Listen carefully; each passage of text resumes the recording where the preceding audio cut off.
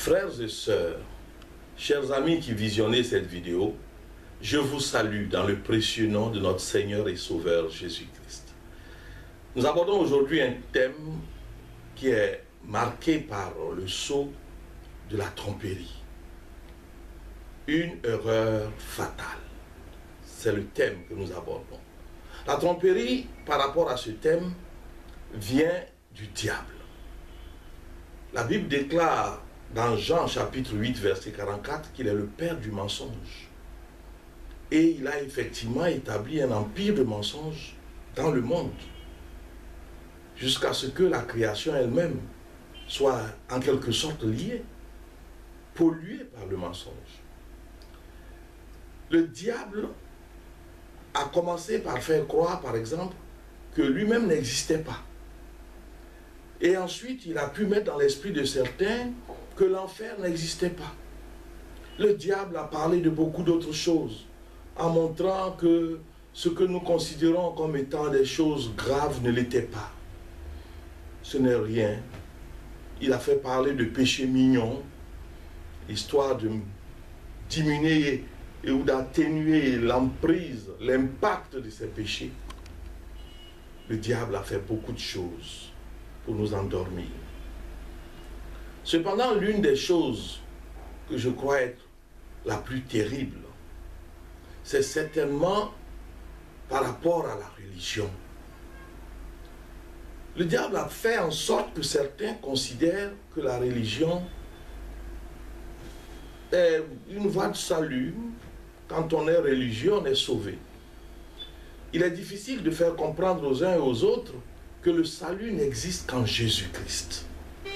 De telle sorte que quand quelqu'un a une religion ou pratique une religion, il s'imagine automatiquement qu'il n'a plus rien à rechercher, qu'il n'a rien à recevoir de qui que ce soit et qu'il est sauvé.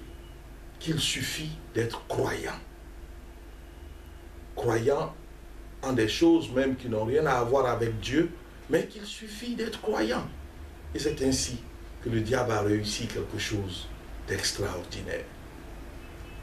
Ces personnes-là, non seulement sont fermées à toute autre approche, mais elles ont une profonde conviction dans le fait qu'elles vont aller au ciel. On peut imaginer comment le diable peut ricaner actuellement, ayant réussi ce tour de force. C'est le père du mensonge, et ce n'est pas étonnant qu'il ait fait cela. C'est lui qui indique également que la religion peut être tout juste une forme de conformisme. On est tous les dimanches ou tous les vendredis à une cérémonie religieuse et on doit simplement respecter les rites. On doit simplement y participer. Ça devient quelque chose de purement rituel, de purement conformiste, quelque chose de mondain. On se lève, on s'habille, on se fait beau et on y va et on revient convaincu d'avoir fait quelque chose pour Dieu, quelque chose avec Dieu. Cela n'est pas évident. Cela n'est pas du tout évident. Mais comment le faire percevoir aux uns et aux autres? Qu'il ne s'agit pas simplement d'une manière de vivre, qu'il ne s'agit pas simplement d'aller le jour de la cérémonie religieuse participer à un service comme on a l'intention ou bien comme on a l'habitude de le dire. La relation avec Dieu, qui est appelée par beaucoup religion, a en son sein un élément particulièrement déterminant. Mais quand on a compris les choses de la manière superficielle que je viens d'évoquer, on est souvent tranquille et on est fermé à toute autre compréhension, à toute forme d'innovation. Ce qu'il y a dans le cœur de la relation avec Dieu, c'est Jésus. Car la religion ne sauve pas. Ce qu'il y a dans le cœur de la relation avec Dieu, c'est ce seul intermédiaire par lequel on peut arriver à Dieu. C'est celui qui a dit qu'il est la porte, qu'il est le chemin et qu'il est la lumière du monde. C'est par lui seul que l'on peut arriver à toucher le Père. Car il est écrit, nul ne vient au Père que par moi. Et cela est très clair et cela doit être définitivement entendu. La conséquence est grave, très grave. Cela signifie que si nous ne passons pas par lui, tout ce que nous avons posé comme actes religieux sont nuls. Et cette nullité entraîne une situation encore plus grave. C'est qu'il y a un jugement. La religion ne peut donc pas être utilisée simplement comme un élément supplémentaire d'un mode de vie, comme une simple mondanité. La religion ne peut pas être utilisée tout simplement comme un passe-temps que l'on fait les jours de culte, les jours de messe, les jours de prière dans des lieux qu'on considère comme saints. Ce n'est pas seulement ça. La religion, c'est pouvoir trouver Dieu à travers Jésus, le seul médiateur. Et cela est sanctionné, je le dis, par un jugement qui, le cas échéant, nous conduit à l'enfer.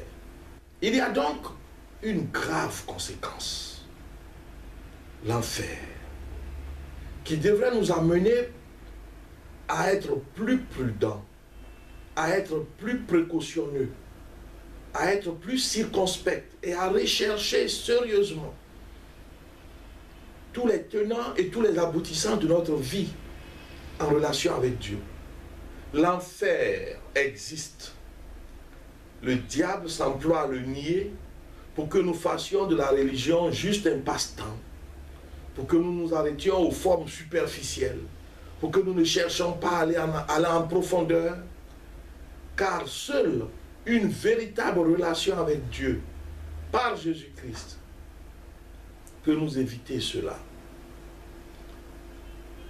S'il n'y avait pas cette conséquence, s'il n'y avait pas cet aboutissement catastrophique, on pourrait se contenter de fréquenter de temps en temps un groupe, de parler avec le groupe, d'échanger, de prier et ne rien faire d'autre. Mais ce n'est pas un jeu. Marcher avec Dieu n'est pas un jeu. Il y a donc d'abord le choix de la religion. Ensuite, dans ce choix, il y a le fait de passer de la religion extérieure à la recherche intime de Dieu. Une relation intime avec Dieu, par Jésus-Christ qui est lui-même Dieu. Qui est lui-même Dieu. Et qui nous permet ainsi, en le touchant, de toucher en même temps le Père. C'est lui qui nous évite les tourments de l'enfer. Notre vie peut faire 90 ans, 140 ans, si Dieu nous fait grâce, et si cela nous paraît intéressant. Mais ensuite, quand arrive le jugement, et s'il doit s'en suivre l'enfer, alors c'est l'éternité. Et il n'y a plus de possibilité de rédemption. Il n'y a plus de possibilité d'être racheté. Il n'y a plus de possibilité d'être sauvé. C'est l'enfer pour l'éternité. N'est-il pas important, compte tenu de cette réalité terrible et redoutable, de réviser notre conception de la religion et d'essayer de voir clairement ce qu'il y a de mieux pour nous?